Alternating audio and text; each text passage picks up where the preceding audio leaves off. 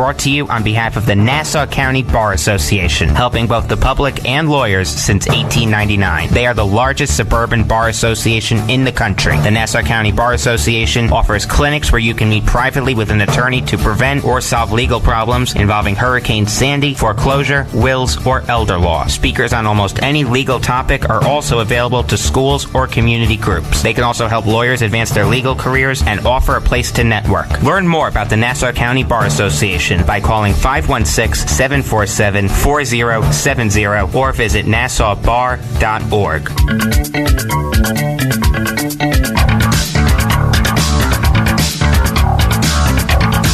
Once again, we continue with Law You Should Know. From the Mineola Law Firm of Shane, Doxton, E.C. Corker, and Sauer, here is attorney Kenneth J. Landau. Hi, this is Ken Landau, and today we're featuring more Latin legal terms you should know. Attorneys can earn CLE credit by listening to this program, and for information, contact the Nassau Academy of Law at 516-747-4070. And now we're turning back to our guest, Kevin P. McMullen, who's our expert on Latin legal terms and much more. Thank you, Ken. Instead of leaving it till the end when everybody's really listening for the code, I'd like to recommend just 2 books to the listeners. There are many books on Roman law, but before even reading those, there were 2 you might want to read to get the whole scope of the development of law in the Western world. One is by John Maxey Zane, The Story of Law, 2nd edition. John Maxey Zane, The Story of Law. It was actually published in 1927, but it's still in print and still available both in the Liberty Fund Incorporated. John Maxey Zane was the son of the man who replaced Lincoln in the firm of Lincoln and Herndon when Lincoln left to become president. He was unusual, the son, in that he had a university degree before becoming a lawyer by clerking to his father, who had become a federal judge. I know, it's very strange that a partner in a president's law firm should be named to the bench, but that's what happened. And you can discover in the book that the ancient Babylonians created the cause of action for medical malpractice. If there's any criticism in the book, is that it doesn't give enough credit to religious institutions and scholars over the years. You can correct that by reading a more recent book, Professor Harold Berman's Law and Revolution, The Formation of the Western Legal Tradition. Harold Berman, Law and Revolution. He argues that the first modern state with the first modern court system was the Vatican. And the critical event occurred in 1075, the Papal Revolution, by which Gregory VII seized control of the church. That is, he seized control of personnel appointments within the church. Supposedly, they've been made democratically by local clergy, but as anyone who's seen the movie Beckett knows, they were actually selected by the local feudal strongman, a practice to which Henry VIII reverted when he wanted to divorce his wife Catherine, but wanted it to be called an annulment. So let's get back to the other terms. Our 6th group of terms revolve around the preposition pro, meaning before, for, on behalf of, or considering. So pro bono is actually truncated. It should be pro bono publico, bonus meaning good. The general notion was that a public good, justice, is promoted by the poor being represented. It now can also mean such things as other free legal services, participation in committees, and CLE programs. Another term we still hear is pro forma, meaning something done as a matter of procedure. Forma meaning figure, shape, or appearance. That could be filing a notice of appeal, so that's taken care of while your client decides whether or not he's going to appeal. My classmate, Tom Principe, got to be a colonel in JAG in the New York State National Guard. He became famous for being the guy who could get you out of that court-martial or administrative proceeding when you said, I only tested positive for marijuana because when I was in that bar the night before, somebody else was smoking marijuana and I breathed it. Secondhand smoke. Yes. In an important case, he saved the pension of a National Guardsman on active duty. It was a helicopter crash. Somebody in the control tower was accused of gross negligence. He was going to not only lose his position, he was going to lose his pension. However, the JAG lawyer who conducted the investigation didn't even interview all the witnesses. So Tom not only got it reversed, the whole situation triggered a general officer investigation from the Pentagon. Right? So Thomas often said some of the people he represented would have been nailed if the people conducting the investigation or the prosecution had just followed the law, followed the directions. They would have had him justly or unjustly, but there wouldn't have been grounds for an appeal to overturn the decision. Pro rata means in proportion. So, for example, when I was renting Nan Gill's father's house and it was sold in the middle of the month, I only paid half a month's rent. Pro se means on behalf of himself. For example, a litigant representing himself. There's an ethical problem currently rattling around the courts, and that involves hidden attorneys, because the courts tend to give special consideration to pro se litigants. But suppose an attorney is actually hidden behind the pro se litigant, advising him on what to do, drafting his motions, writing his briefs. Should that pro se litigant still get special consideration? Should the participation of the attorney be revealed to the court? And of course, we have pro tempore, meaning for the time, often used for presiding officers, maybe a president pro tem. We can turn then to our seventh group, which is an important one, and revolves around the word res. Again, a very general term like ius. It's res rei, which is feminine fifth declension. I'll get back to that.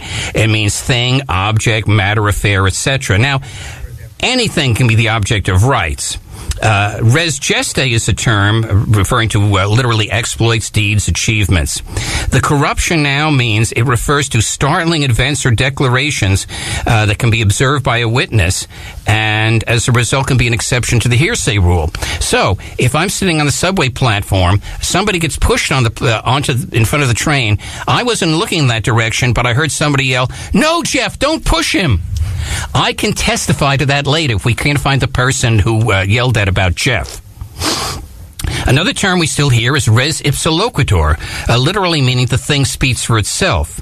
For example, that an accident wouldn't have happened in the absence of the defendant's negligence. It comes from loquax loquacis, meaning talkative.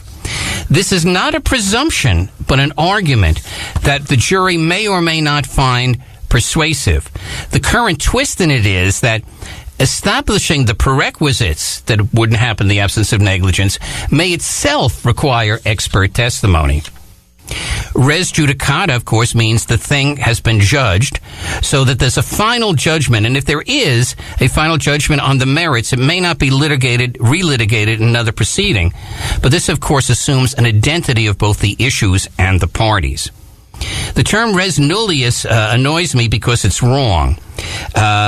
People think res, because it's res rei in the genitive, must be masculine, but it's not. It's feminine. So correctly, it should be res nullia. That's a thing belonging to no one, abandoned property, or perhaps property not capable of ownership, such as the airwaves. Res publica means now a public thing, a government or a political organization. Originally, in Roman time, it meant things owned by the government, such as the highways and rivers and, other public buildings. Let's just take a few other terms that fall in the miscellaneous category, such as arguendo. This is the gerund of the verb arguo, arguere, meaning to make known or to prove. In a medical malpractice case, one defendant doctor may say, wait a minute, I wasn't ever a treating physician. I was a consultant brought into this case. I had no duty to the plaintiff. That doctor's lawyer may say, arguendo. For the sake of argument, let's assume that he was a treating physician, but his relationship with the plaintiff ended more than 2.5 years ago, so by the statute of limitations, he's not liable. So the point is you're assuming for the sake of argument. Right. Another one we still hear is forum nonconvenience, meaning an unsuitable forum. So, if the contract was formed in Japan, the parties live in Japan, the contract is going to be executed in Japan, the witnesses are in Japan, a court in New York is likely to say, go try the case in Japan. New York is not the right place. A third one is onus probandi, meaning burden of proving. And this, of course, can shift with the burden of rebuttal. So the plaintiff has the burden of proof in the case. But if the defendant makes a motion for summary judgment, the defendant has the burden of proving that as a matter of law, he's entitled to judgment. If he presents a prima facie case of that, then the burden of rebuttal on that issue shifts to the plaintiff to prove that there are issues of fact to be decided. Prid quo quo means this for that. For example, was the act testified to actually good consideration? Sine qua non, without which nothing. Sine meaning without. So, for example, if you're suing a municipality, serving a timely notice of claim is a sine qua non for then suing the municipality. If you claim that you were injured, say with a road defect, you rode over a bump, the municipality, having gotten 15 days prior written notice of the defect in the road, is a sine qua non of your suing that municipality. Sua sponte has become important recently in foreclosure actions. It means that the judge rules on his own motion on an issue or a question not brought up by the parties. So several trial judges have gotten in trouble with the appellate division for deciding sua sponte that not only are they not going to grant the plaintiff's action, they're going to cancel the mortgage. Right? They always get overturned, and the case is always sent back to be tried before a different judge. Sui juris means of his own law. This is from the Roman paternal system. In other words, that someone is of age of legal responsibility for a tort or a crime or a contract. He's non-sui juris, which you hear more often, meaning he's not legally responsible because he's too young or he's mentally defective. In Roman law, emancipation could come very late, and so that would be a factor that it isn't in our law. Okay. Kevin, I would thank you for all the information you've provided about these legal terms.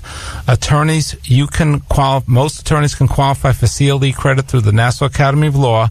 The code for today's program is KPM 1989. That's KPM 1989, and contact them at nassaubar.org for more information. You've been listening to Kevin McMullen on Law You Should Know here on 90.3 WHPC, the voice of Nassau Community College. If you missed any part of this program or our prior program on Latin legal terms, just search WHP on iTunes for a free podcast. Please join us next week at the same time for another program on Law You Should Know.